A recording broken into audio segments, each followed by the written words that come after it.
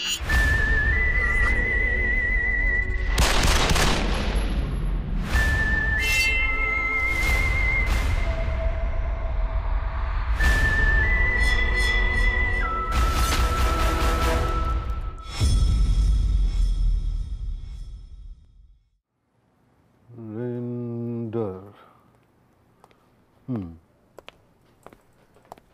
24. Down 6 letters. Latin word occidendum in English. Murder. Oh. You never cease to amaze me, Malini. Murder हुआ है sir. Retired high court जज मुकुलचंद राय सिंघानिया का, करजत के उनके farm house में। Oh. So Latin is Greek to you. जज राय सिंघानिया 3 साल पहले रिटायर हुए थे और अपने करजत के फार्म हाउस में जाके बस गए थे। 65 साल के थे, गुलाबों के शौकीन। उन्होंने अपने शौक को बिजनेस में बना डाला था। He used to farm roses. जिस दिन उनका मर्डर हुआ, उनकी शादी होने वाली थी, but he did not turn up at the mandap. मिले अपने ही बिस्तर पर, गुलाब की पंखुड़ियों के चादर के नीचे। He was murdered, 30 stab wounds.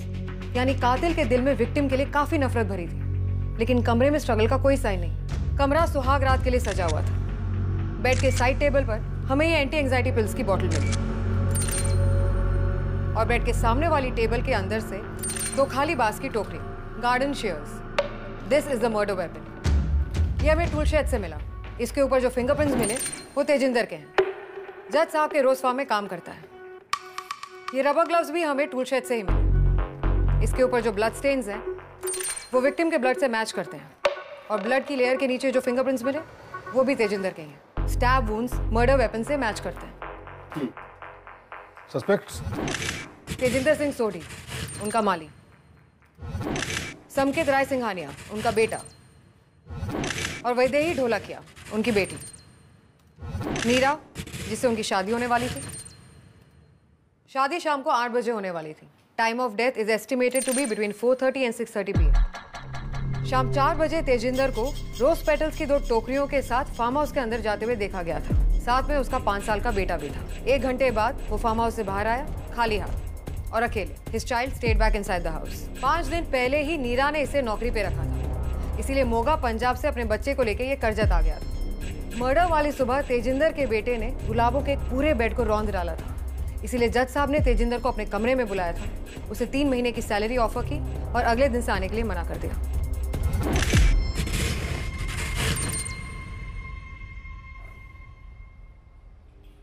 आहो ये मेरे ही है जी, पर रब दी सौ उस दिन मैनू हथ भी नहीं लाया सी जी। मैनू तो नौकरी तो कढ़ता सी जज साहब ने। मैं तो सवेरे चला सी जी, ते नाले मैं तो सारे औजार नीरा नू वापस करते हैं जी। माफ़ी मंगन गया सी जी। पुछ लो, नीरा भी उत्थे सी जी। मैनू माफ़ कर दो जी। ये तो बच्चा जी दोबारा इदां दी गलती नहीं करेगा जी। मैनू नौकरी तो ना कड्डो साहब जी, मैं हाथ जोड़ के बेनती कर रहा जी। छोटी जी तो गलती हुई है। हरामखोर, छोटी सी गलती है ये हैं? अरे तेरा पिल्ला छोटा है तो इसका मतलब गलती भी छोटी सी हो गई। तमीज कहीं का। नीरा दे मैं पैर फड़े सी कि जज साहब नू मना लै, ते नीरा ने मैनू बाद दस्सिया भी सी कि जज साहब दा गुस्सा ठंडा हो गया, हुण असीं उत्थे रह सकदे हां जी। मैं क्यों मारांगा जी जज साहब नू? साहब ने तां छत दित्ती सी रहन दी। ते मर जाण तो बाद तां मैनू फिर तो परेशानियों का सामना करना पैना जी। मोगा तो करजत किवें पहुंचा जी? ट्रांसपोर्ट कंपनी ड्राइवर लगा सी जी। 15 दिन पहला गुलाब लोड करना आया सी ते नीरा नाल गल हुई। फिर जी मैं गांव जाके अपने बच्चे नू ले आया जी। बीवी नहीं है जी मेरी वोटी। Doesn't add up. कुछ है जो खटक रहा है मुझे इसकी टेस्टिमनी में। ये 4 बजे फार्म हाउस के अंदर गया और 5 बजे बाहर निकला। माफी मांगने में इतना टाइम लग गया इसे, और फिर जब ये बाहर आया तो अकेला क्यों था? इसके बेटे को नीरा ने अपने साथ क्यों रख लिया? 5 दिन पहले नौकरी पर रखा था ना इसे। जज को तो ये बहुत रिस्पेक्टफुली जज साहब कह रहा था, पर उसकी होने वाली वाइफ को मैडम या मेम साहब नहीं बल्कि नाम लेकर बुला रहा था। 5 दिनों में इतनी फैमिलियरिटी, और 5 दिन की नौकरी से निकालते हुए जज ने इसे 3 महीने की तनख्वाह दे दी। I don't believe it. Murder weapon इसका है, फिंगरप्रिंट्स भी इसके हैं, but as you said it's a crime of rage and hatred, passion. उसके लिए एक रिश्ता होना जरूरी है। 30 स्टैब वुंड्स हैं।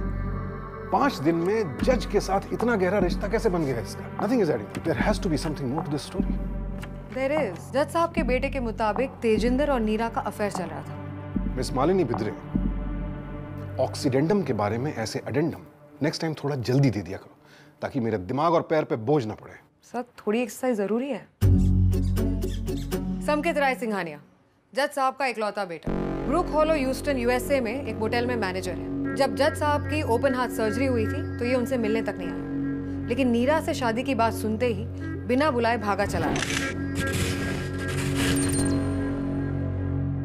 घूसट था मेरा बाप। He was a bloody control freak. He was a bastard. 40 साल का हूं मैं, 40 साल का, और वो 35 साल की लड़की के साथ शादी करना चाहता था। How fucked up is that? नीरा बनती भोली है, but she is one bloody fucking eel, slippery eel. Honey trap में फंसाया मेरे बाप को उसने, जबकि उसका चक्कर I just shoot you. Tajinder Singh के साथ चल रहा था। 35 साल की जवान लड़की को 65 साल के बुढ़े से कभी प्यार नहीं होता। किस गलतफहमी में जी रहे हैं आप? क्या लगता है तुम्हें ये फोटोशॉप इमेज दिखा करके तुम ये शादी रुकवा दोगे? उस वक्त कहाँ थी जब मुझे तुम्हारी जरूरत थी? न तुम न तुम्हारी बहन। अरे वो नीरा थी, नीरा जिसने मेरी देखभाल की, मुझे संभाला। और मैं ये भी जानता हूँ कि तुम यहाँ क्यों आए हो। डर लग रहा है तुम्हें कि कहीं मैं अपनी सारी संपत्ति नीरा के नाम न कर दूं? एक फूटी कौड़ी तक नहीं लूंगा। और कल सुबह शादी होने के बाद मैं अपनी वसीयत नीरा के नाम करने वाला हूँ। Fucking war she is.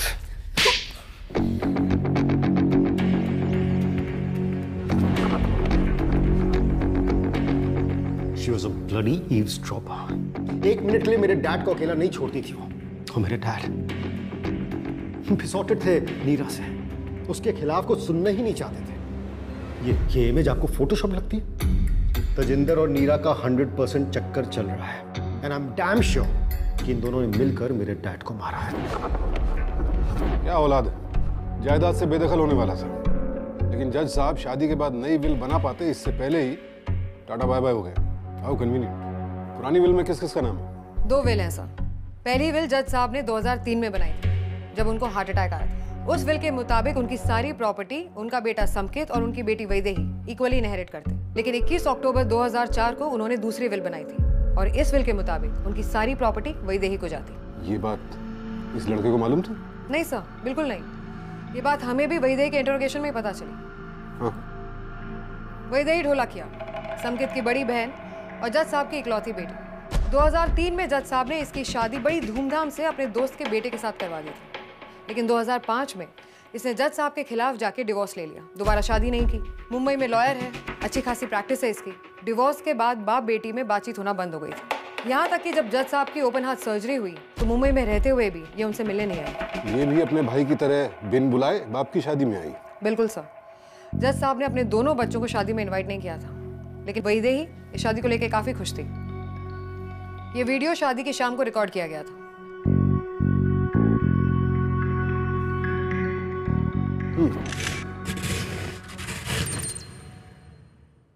पापा है मेरे, सारी जिंदगी थोड़ी ना उनसे नाराज रह सकती थी। मुझे कोई प्रॉब्लम नहीं थी उनकी शादी से। इनफैक्ट मैं तो बहुत खुश थी, क्योंकि माँ के चले जाने के बाद से पापा बहुत अकेले हो गए थे। देखिए मैडम, हर एक को अपनी लाइफ में खुशी का हक है, और मेरे लिए इम्पॉसिबल था कि मैं मुंबई से अपनी प्रैक्टिस छोड़ के यहाँ करजत में पापा के पास रहने आ जाती। उनकी ओपन हार्ट सर्जरी में मैं क्यों नहीं आई थी? क्योंकि नाराज थी मैं उनसे। नहीं, गुस्सा नहीं, नाराजगी थी मुझे उनसे। और प्लीज आप इस बारीक से फर्क को समझिए। दरअसल उन दिनों पापा मेरी लाइफ के जज बन बैठे थे। कहीं घूमने जाना है नहीं, क्योंकि उनका फैसला है। खुद की लॉ फर्म खोलनी है तो नहीं, क्योंकि वो भी उनका फैसला है। और तो और जब शादी की बात आई तो उसमें भी उनके दोस्त के बेटे से ही शादी करनी है। नतीजा क्या हुआ? 3 साल के बाद divorce, and he was dead against that divorce also. जी हाँ, 2004 में उन्होंने एक वसीयत बनाई थी। समकित यूएसए चला गया था और मेरी नई नई शादी हुई थी। No, I don't think so. Samkit को इस बारे में कुछ भी पता है कि पापा ने उसे डिसइनहेरिट कर दिया था। नहीं, मुझे नहीं पता। कि पापा अपनी विल बदलने वाले थे। Comes across as a very mature person, don't you think? इतना सब होने के बाद भी बाप को माफ कर दिया। वो विल दिखाओ मुझे। जी सर। ये जज साहब की वसीयत की कॉपी जो वैदेही ने हमें दी। मेरा चश्मा थोड़ी एक्सरसाइज करो।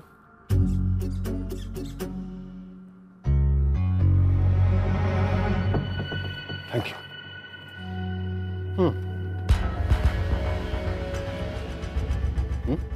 20 October 2004, sans serif typeface, rounded stem, Calibri font, size 12। जज साहब की मौत से सबसे ज्यादा फायदा तो वैदेही को ही है। उनकी करोड़ों की जायदाद की अकेली मालकिन बन गई। चलो लास्ट सस्पेक्ट से भी मिल लेते हैं। नीरा, जिससे जज साहब की शादी होने वाली थी। नीरा 5 साल पहले जज साहब के घर में काम करने आई थी, पंजाब से। 3 साल पहले जब जज साहब को हार्ट अटैक आया था और उनकी ओपन हार्ट सर्जरी हुई, तो नीरा ने जी जान से उनकी सेवा की। She nursed him back to his health. उनकी पूरी जिंदगी संभाली थी। They came close. जज साहब के रिटायरमेंट के बाद वो उनके साथ कर्जत शिफ्ट कर गई।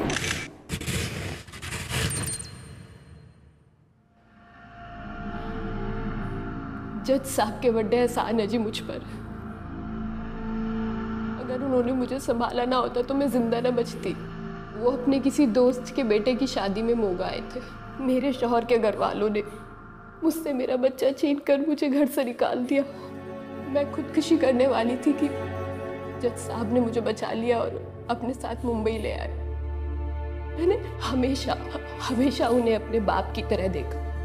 शादी वाले दिन जब उनके बेटे ने उनकी बेइज्जती की, मैंने उनसे मिन्नतें की कि मुझे नहीं करनी है शादी, लेकिन वो नाराज हो गए। तुम्हें शादी नहीं करनी? मजाक समझ रखा है तुमने? अब कह रहे हो ये बात जब बाहर मंडप सजाया जा रहा है। अरे संकेत और वैदेही और तुम में क्या फर्क रह गया? अब एहसान फरामोश, शादी तो तुम्हें करनी होगी। देखता हूं कौन रोकता है मुझे।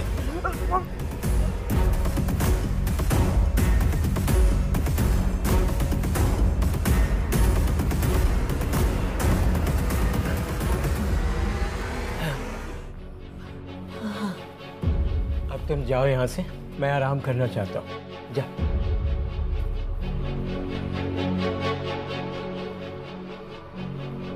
मैं उनके कमरे से चली आई, उनके एहसानों तले दबी हुई थी ना। ये जिंदगी भी तो उन्हीं की दी हुई थी।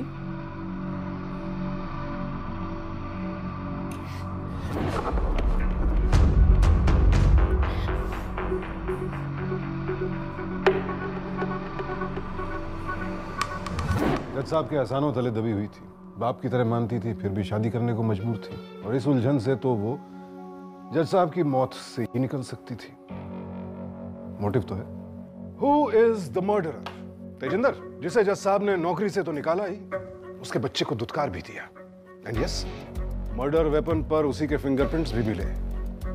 या बेटा संकेत, जिसे जायदाद से बेदखल करने जा रहे थे जज साहब, या फिर बेटी वैदेही, जो जज साहब की मौत के बाद अब उनकी करोड़ों की जायदाद की अकेली मालकिन बन गई है, या नीरा, जो उन्हें बाप की तरह मानती थी फिर भी शादी करने पे मजबूर कर दिया, या फिर इनमें से कोई भी नहीं है। कौन?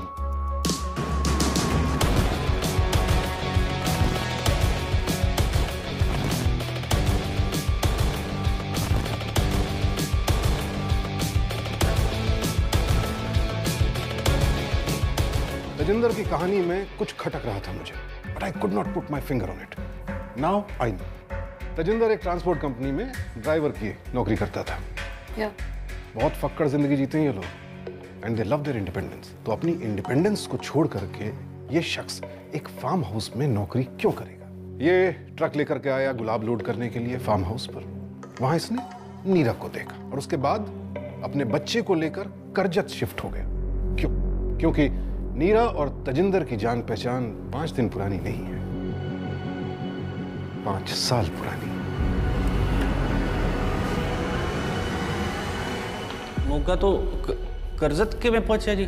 कहां से आया करजत? मोगा। और नीरू ने क्या बताया? वो अपने किसी दोस्त के बेटे की शादी में मोगा आए थे। मोगा? और इसने ये भी कहा कि इसका एक बच्चा था जिसे इसके शौहर के घर वालों ने इससे छीन कर इसे घर से निकाल दिया। तजिंदर का बेटा बिट्टू कितने साल का है? 5 साल। 5 साल का। क्यों? क्योंकि वो तजिंदर और नीरा का ही बच्चा है। प्रूफ? ये जब ग्लास उठा रही थी मैंने नोटिस किया इसके हाथ पर गुरुमुखी में एक टैटू था। इसने जलाने की कोशिश की पर पूरा नहीं मिटा पाई। पहला और आखिरी अक्षर अब भी पढ़ा जा सकता है और ये गुरुमुखी में लिखा है त और र, यानी त जिन द र, तजिंदर की बीवी। पर जज साहब के बहुत एहसान है इसके ऊपर, पर ये इतनी आसान फरामोश नहीं है कि जज साहब को मार देते। रही बात तजिंदर की, वो भी इतना बेवकूफ नहीं है कि जिस मर्डर वेपन पर उसके फिंगरप्रिंट्स हैं, खून लगा हुआ है, उसे बिना साफ किए वैसे का वैसा ही टूल शेड में छोड़ा है। तो बचे कौन? दोनों भाई बहन। भाई बहन की जोड़ी। दोनों के पास मोटिव था जज को मारने का। दोनों के दिलों में नफरत थी जज साहब के लिए। लेकिन इससे पहले कि बेचारा समकित कुछ कर पाता, वैदेही ने जज साहब का ऑक्सीडेंडम कर दिया। बहुत मैच्योर देखने की कोशिश कर रही थी कि अब जज साहब से उसकी नाराजगी दूर हो गई थी। खुशी खुशी शादी में शामिल हो रही थी। खुशी खुशी। शादी से पहले शाम का जो सीसीटीवी फुटेज था वैदेही का, लगाओ। पॉज। फॉर्मल कपड़े पहने हुए हैं और हाथों में मेहंदी नहीं लगी है।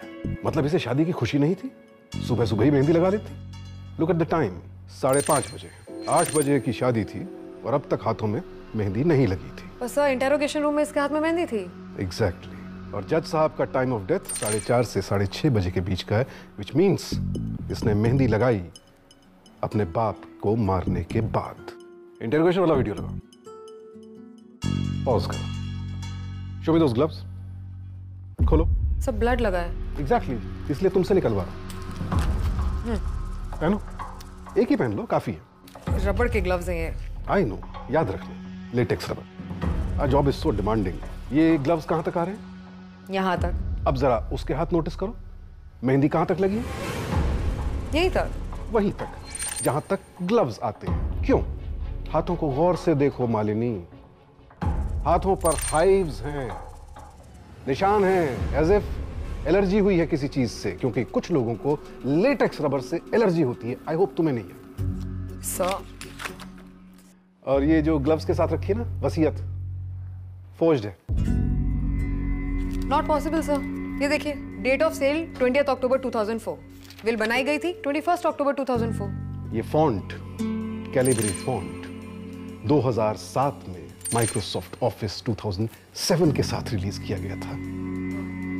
2004 में तो नहीं बन सकता ना उस फॉन्ट में। इसके बाद से उनका standard times new Roman obsolete हो गया। It replace that. So I think हुआ कुछ ये होगा। समकित इंसल्टेड, गुस्से में बाप के रूम से बाहर निकला और सीधे अपनी प्यारी बहन के पास गया और उसे बताया, दीदी दीदी सुनो, पापा वसीयत चेंज करने वाले हैं। हम दोनों को बेदखल करने जा रहे हैं। दिल में इतने सालों से जो नफरत भरी थी वैदेही के, फूट पड़ी। पिताजी तो पहले से ही सो रहे थे बिकॉज एंजाइटी पिल्स ली थी, इसीलिए कमरे में स्ट्रगल का कोई निशान नहीं दिखा।30 stab wounds, rage and hatred। इससे पहले कि बेचारे जाग पाते, हमेशा के लिए सो गए। So much hatred। नाराजगी और गुस्से के बीच बहुत बारीक फर्क होता है, कांटे जितना बारीक। अपने बाप की सुहागरात की सेज को इसने उसकी मृत्युशैया में बदल दिया। लोग कहते हैं ना, मैंने तो अपने बच्चों को फूलों की तरह पाला है।